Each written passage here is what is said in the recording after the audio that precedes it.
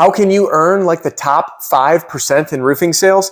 Well, in this video, I'm going to break down first what is the top 5% earning, and then explore with you the top 5 things that the top 5% do. And this is what I've learned after serving thousands and thousands and thousands and many thousands of sales reps personally, in watching what they do that separates these high earners from everyday people. Now, these 5 things anyone can do. I mean that. Now, will everybody? The answer is of course it won't, because the steps are laid before us. All we have to do is follow. So my goal is, whether you're brand new in roofing sales, you find the fastest path to joining the top 5%. Or if you're a seasoned veteran, maybe you need some inspiration. Maybe you're coming back into it. You want to take it more seriously. Maybe you're simply burning out.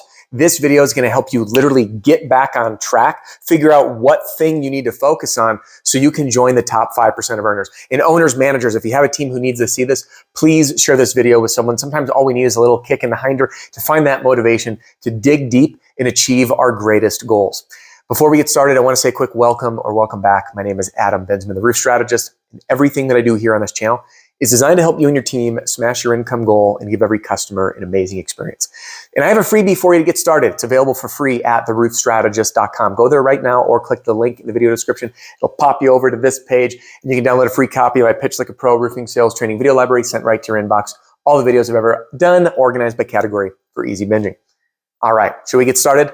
The top 5 things that the top 5% do. First, let's define what we consider the top 5%. So in this, I want to look at both storm and retail roofing salespeople, and I want to eliminate the outliers. You know, the hurricane that came through and the guy that did 7 figures or multi-7 figures in personal income from his sales or her sales on these big events, and just look at everyday roofing salespeople. So what is the top 5%?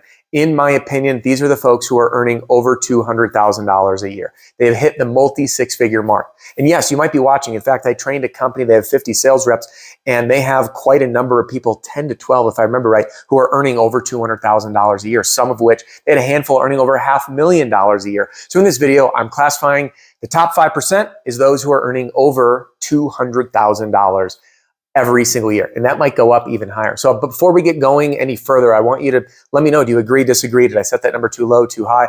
I'm open for discussion. Again, this is my view of the world. All right, as we get moving, let's jump into number 1. And I'm looking down at my notes here.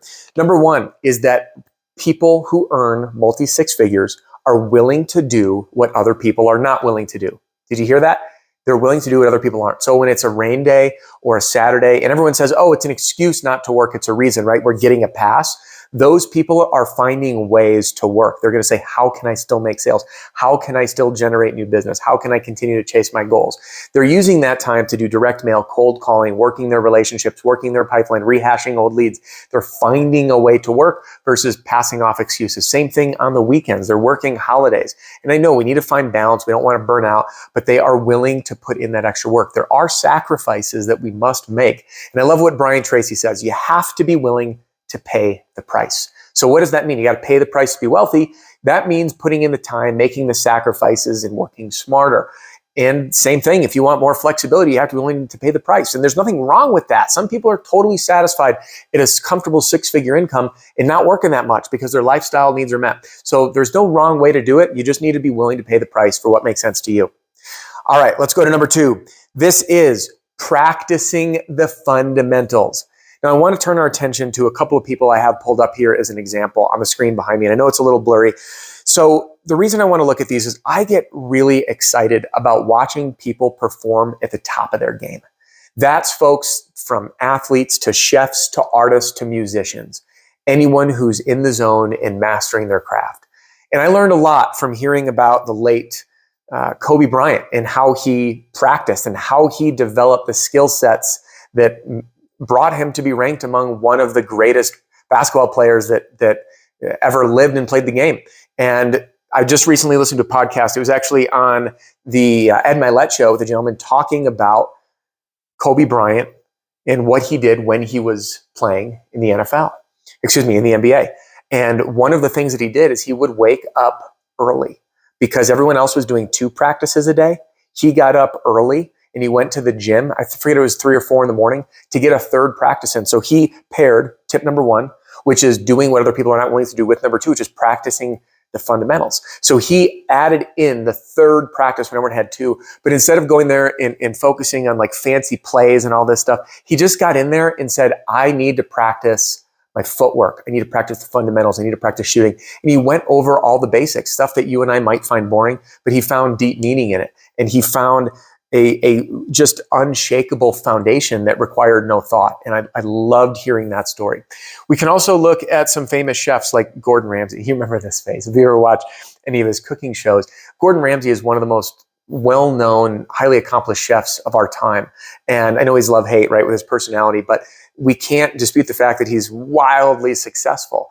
And you'll notice in his cooking shows, the challenges involve cooking things that are very basic, like frying an egg, going through the fundamentals over and over again.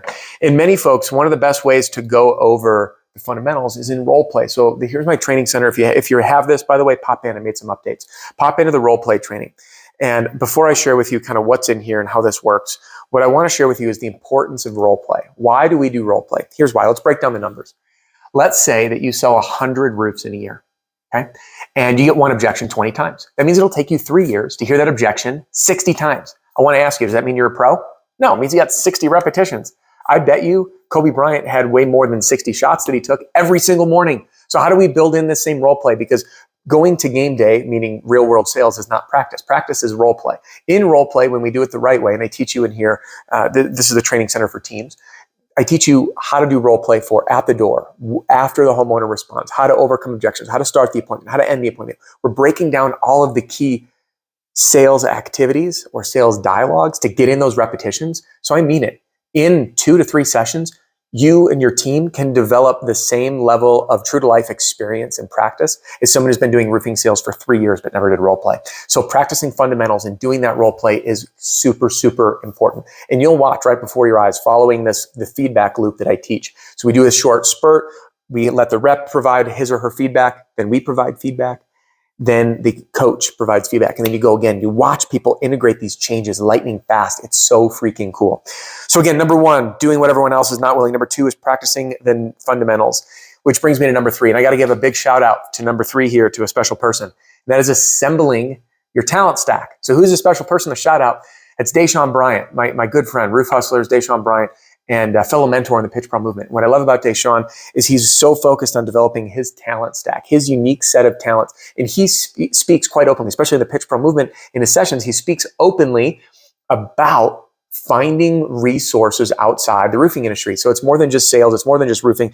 Our talent stack is all the unique capabilities that we develop over the years. So on a talent stack, it's things like sales, closing, leads, communication, conflict resolution, time management, systems thinking, self-reflection, organization, psychology, all these different tools that come together to create your talent stack. And all of the multi-6-figure earners that I work with are so keen on developing skill sets outside of sales and outside of roofing.